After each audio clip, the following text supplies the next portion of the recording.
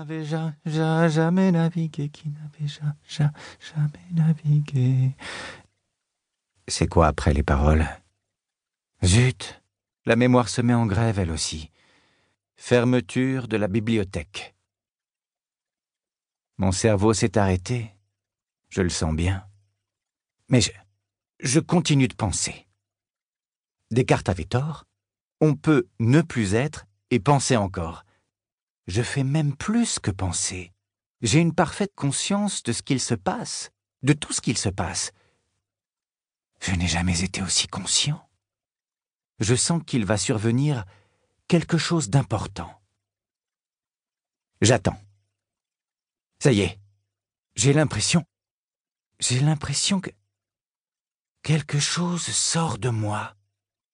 Une vapeur se dégage, une vapeur qui prend la forme de mon enveloppe de chair, comme un décalque transparent de moi. Est-ce cela mon âme? Cet autre moi diaphane se détache lentement de mon corps par le haut de mon crâne. J'ai peur et je suis excité en même temps. Puis je bascule. L'autre moi observe mon ancien corps. Il y a des petits morceaux partout.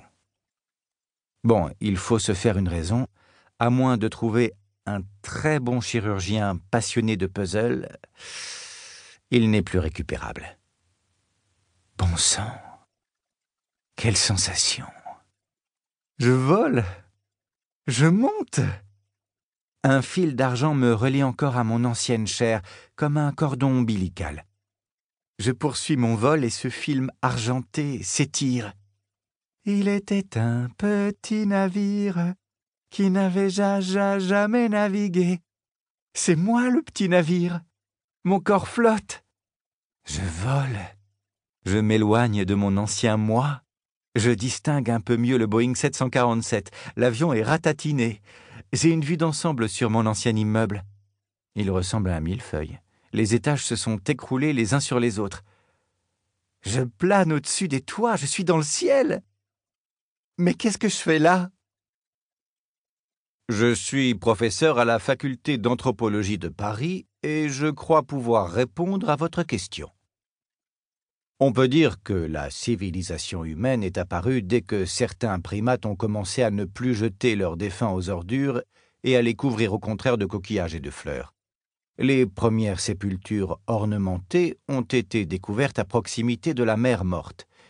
Elles ont été datées au carbone 14 à 120 000 ans. Cela signifie que, en ces temps reculés, des gens croyaient qu'à la mort succédait un phénomène magique. On peut remarquer aussi qu'est apparu simultanément l'art non figuratif afin de tenter de décrire cette magie.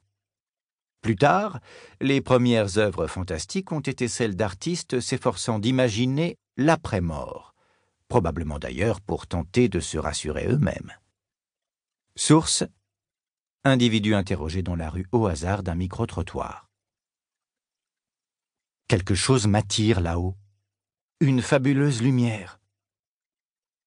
Maintenant, je vais enfin savoir. Qu'y a-t-il après la vie? Qu'y a-t-il au-dessus du monde visible?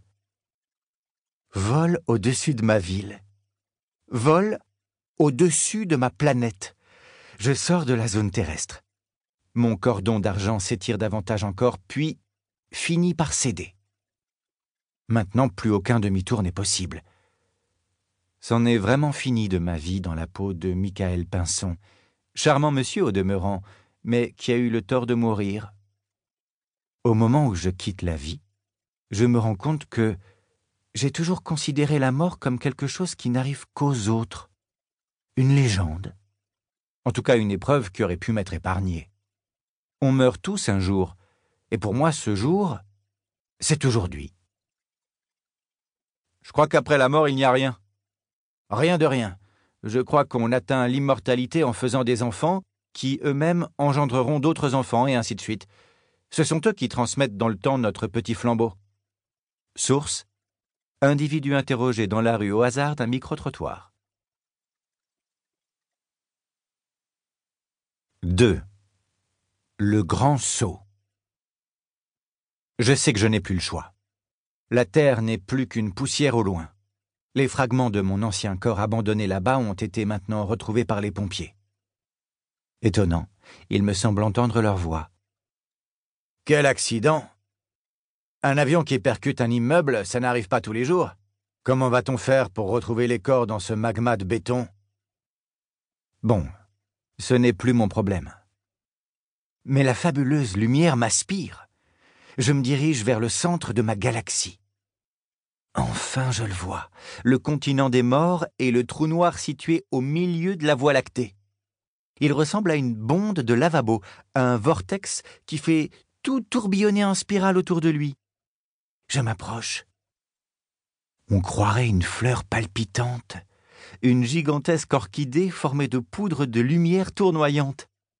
Ce trou noir aspire tout, les systèmes solaires, les étoiles, les planètes, les météorites, et il m'emporte aussi. Je me souviens des cartes du continent des morts, les 7 ciels. J'accoste au premier ciel. C'est un territoire conique bleu. On y pénètre à travers une écume d'étoiles. Chaque année, des millions d'êtres humains naissent sur Terre. Ils transforment des tonnes de viande, de fruits et de légumes en tonnes d'excréments. Ils s'agitent, ils se reproduisent, puis ils meurent. Ça n'a rien d'extraordinaire, mais là réside le sens de notre existence.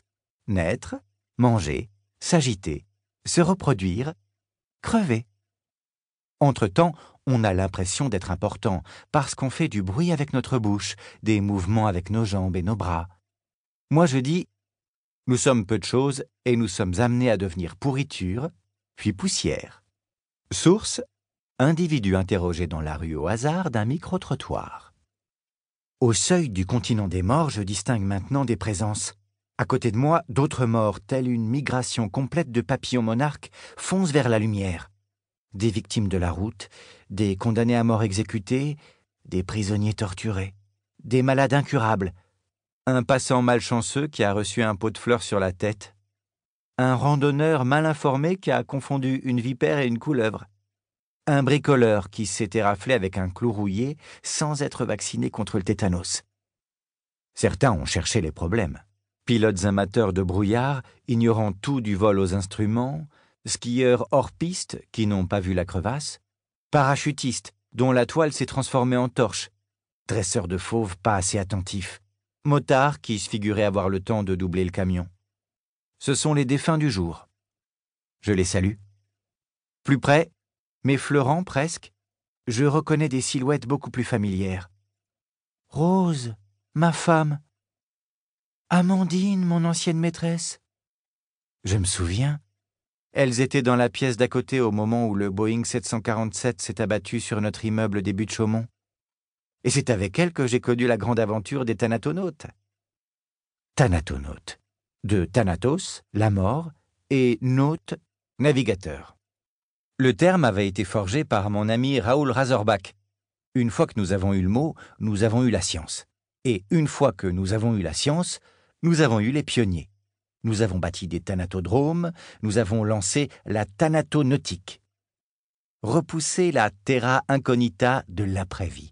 Tel était notre objectif. Nous l'avons atteint. Nous avons soulevé le rideau du dernier grand mystère, celui de la signification de la mort des humains. Toutes les religions l'avaient évoqué.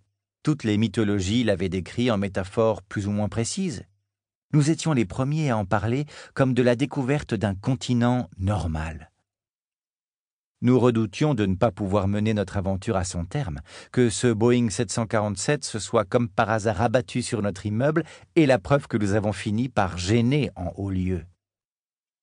Et là, je revois ce que nous avons découvert. Mais on allait simple. Car nos cordons étant brisés, je sais bien que cette fois-ci, tout retour dans nos peaux anciennes est inconcevable. Nous nous enfonçons dans le cône du vortex qui va en se rétrécissant. Nous traversons jusqu'au bout ce premier territoire et nous parvenons à un mur en forme de membrane molle et opaque. Comme Mach 1 avait été le premier mur du son, nous avions autrefois, mes amis et moi, appelé Mach 1 le premier mur de la mort. Aujourd'hui, ensemble, nous le franchissons. J'hésite à passer. Les autres y vont franchement.